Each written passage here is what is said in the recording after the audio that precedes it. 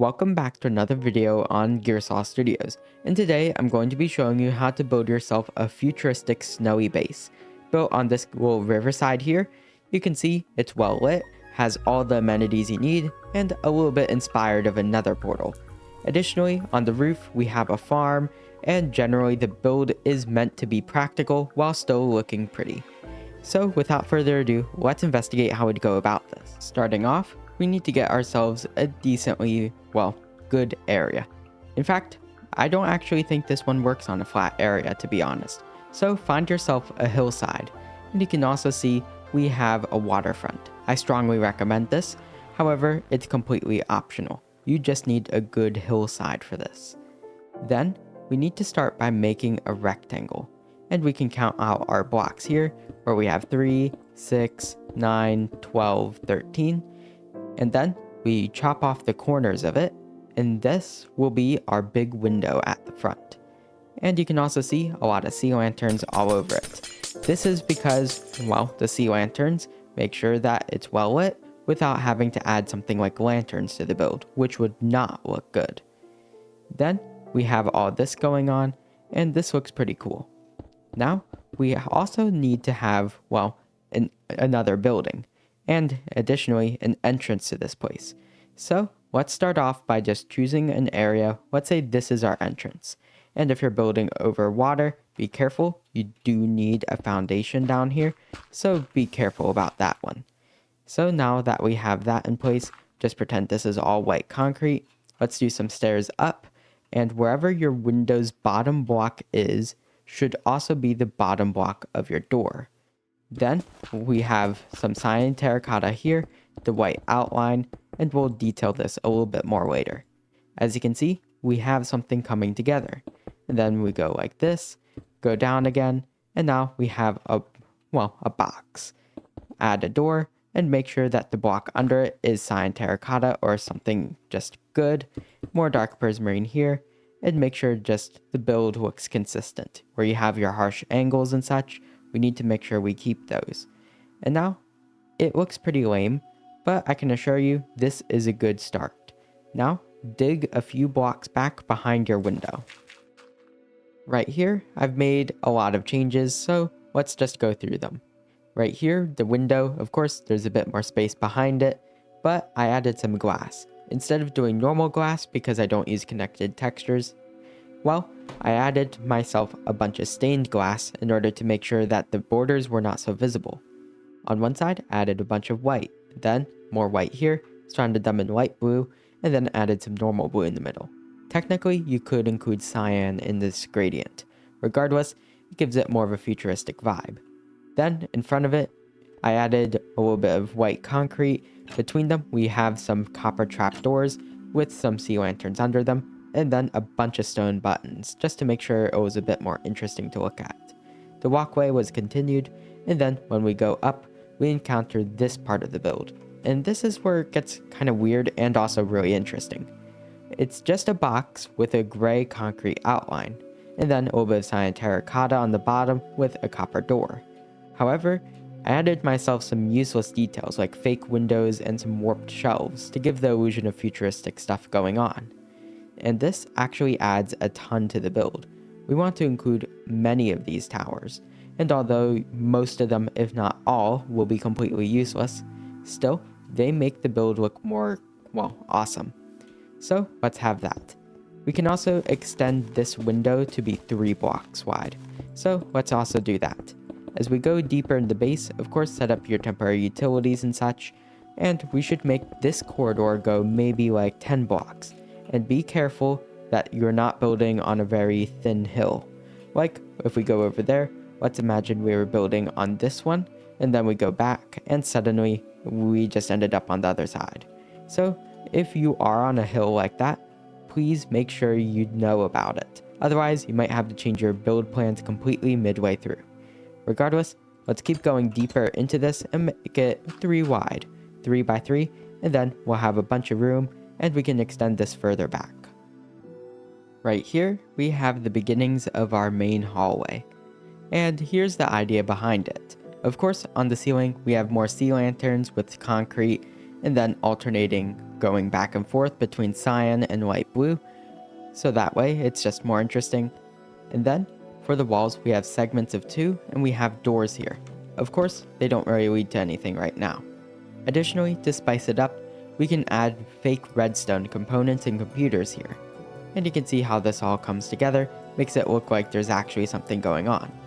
Then, behind the window, we have some cyan concrete powder alternating with some polished tough bricks. This just makes it a bit more interesting. And we're also going to the surface. Right here, I've done a lot more of those useless buildings, and here's where it gets interesting. By using more of those buttons, trapdoors, bars, whatnot, and even chains that go nowhere, we make sure that this build stays interesting.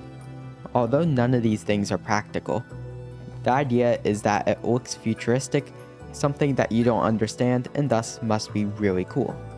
Then we can go up here, we have a flat part, and we even have a little bit of an antenna with an anvil on it. Of course, this is a very expensive antenna. You also need to go to the end for it. However, it looks really cool. I'm going to be building this as if we already have post-game materials and elytra, shulkers, whatnot. However, if you're trying to build this a bit earlier, you can always substitute things out. Anyways, our chains, our bars, we want to make sure the build always stays interesting, even if it's very blocky by design. So let's go inside, and of course, using more of our cool colors, let's build a storage room in here. And we might want to do a ceiling with alternating slabs, and never use smooth quartz for this. Because what are we trying to do? Microsoft Edge, or do we want something a bit more interesting? So like this, you can try it. You might have varying results. Maybe you do it a block higher, but let's make sure that we don't have everything smooth, seamless. Try to embrace the blockiness this game has and extend it to the futuristic style. Like you're building Windows 11, but everything was built in the UI of 2000s, if you get what I mean. Walking into our storage room, you can see how it really came together quite nicely. Of course, we had our floors and the ceiling. Instead of going for an up and down with the slabs, instead, I made it so a bunch of trapdoors with sea lanterns above them ran through in this geometric pattern, giving almost a circuit board-like feel. Then, I divided up the walls in order to add a little utility station here because these cyan terracotta blocks are connected to the outside. As you can see, straight up blast a redstone torch as a result. Then, next to it, we have another palette, which is more tough and blue concrete based. We'll use this for deeper sections of the base. And then next to it, we have some cyan terracotta, whatever, shelves. Then some chests. Notice the amount of trapdoors with the sea lanterns in order to keep it all well lit and, well, interesting. Which means we have completed storage here. I recommend using item frames on it. However, we are still missing one thing. So, right here in our other rooms in the base, of course this is more of that force field style stuff. Well, one, we reach the surface, but this part's okay because we're connected to the outside. By the way, cool trick I found online. Use a lot of trapdoors. But anyways, some of our things are going to extend inside of our fake buildings, which is perfectly fine. In fact, we want that. So inside here, we're going to make a decently sized room, and the walls are just going to be furnaces. Don't forget, we can also use dripstone and lava to get unlimited fuel. This will be our smelting room. And our hallway should go deep into this hillside as it becomes a mountain. And the idea behind this is that as we go deeper, we just add more rooms for whatever we need. Finally, a Gearsaw Studios build actually having an enchanting room at one point. So, with all of this in mind, let's go deeper and deeper in the base and include things that we need. Always make sure to keep your floors interesting, your ceilings interesting. Don't cookie cutter your rooms. Make sure they all have useless gadgets like this, crafting tables, ender chests, armor stands, whatnot. We want to make this feel lived in. This isn't some cold sterile place, it's just high tech. Back in our base, you can already probably hear the lava noises, and that's because the furnace and enchanting rooms are complete. So, you can also see I added some weathered copper lines going through the floor here. Of course, we already have the ceiling. In here, we have, of course, a lot of lava. We have some trapdoors so that way we can see it, and then the dripstone into cauldrons. On the wall, we have a 4x4 square of just varying kinds of furnaces. The floor is smooth stone and andesite. And you can see the ceiling here, stair, slabs going between sea lanterns. Of course, this is visible from the top, but this entire outdoor area, more chains, more random redstone components, stuff like that, it's not super important. You just need to have a bunch of weird looking cubes that have cool designs on them for the exterior. So I'm probably not going to talk about them much more.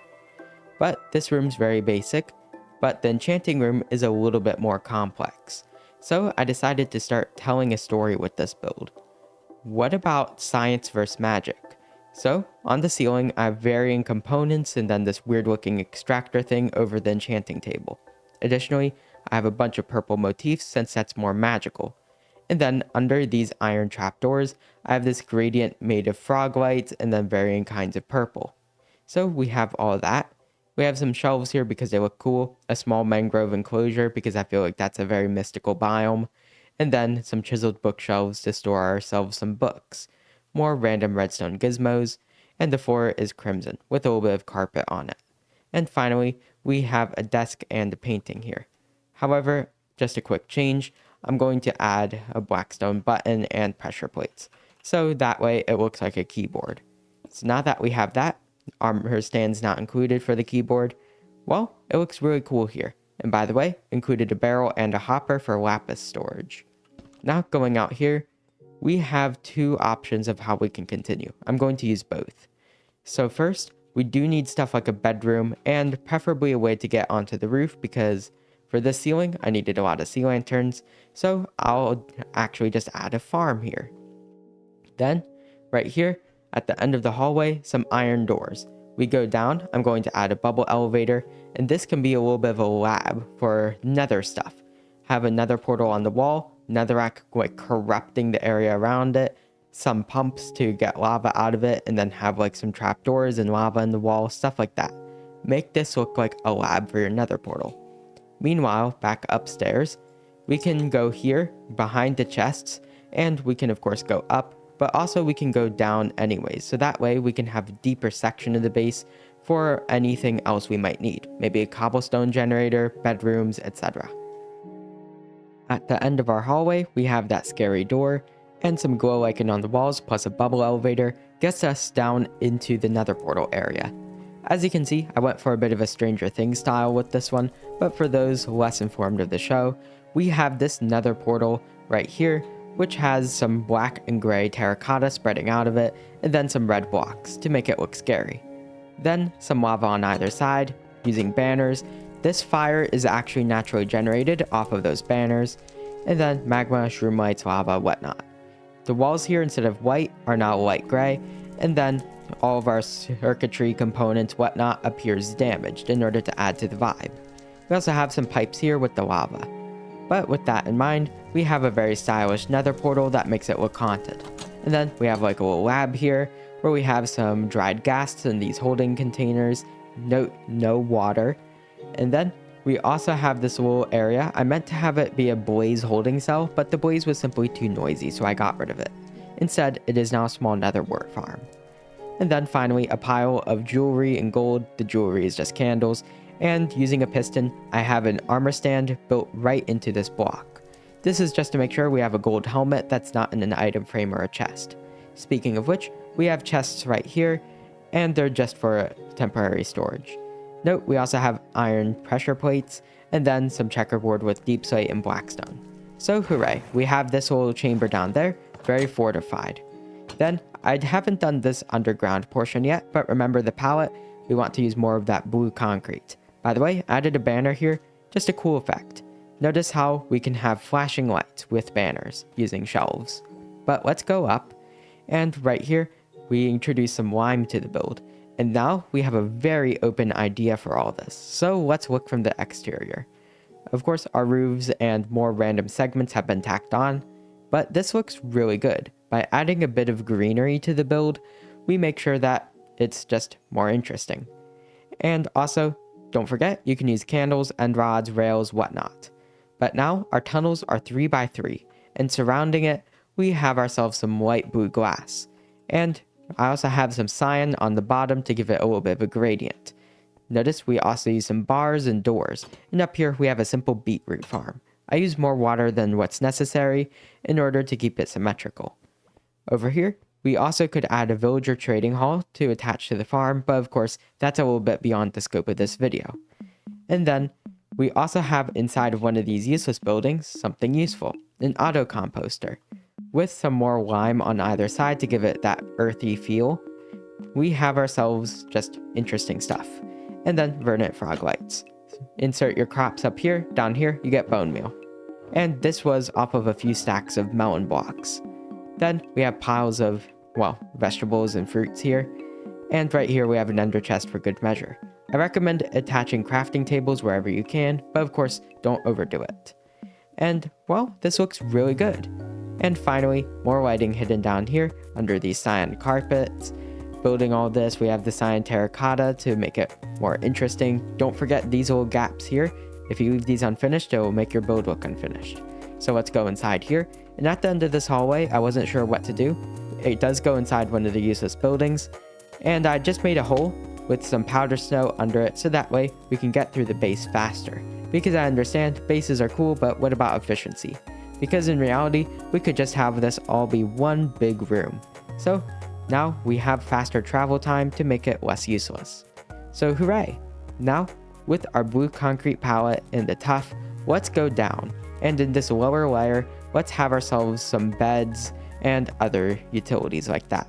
Potentially, you could add a villager trading hall there instead, but I feel like building it closer to the farm would be a better idea. So let's see what you can do.